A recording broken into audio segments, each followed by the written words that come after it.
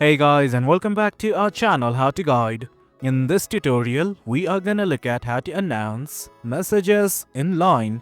Now let us begin. Do note that I have already logged into my account. In case you have not done that, well worry not, the process is quite easy. Now let's simply say I want to announce this message right here, that is hello.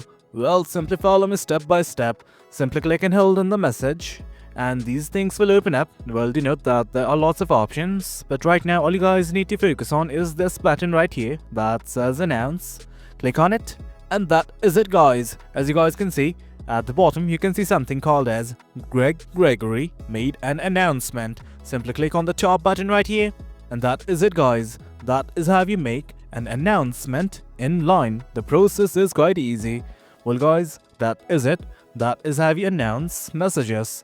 As you guys can see, simply click and hold on the message, then finally hit on the announce button. Well guys, that is it.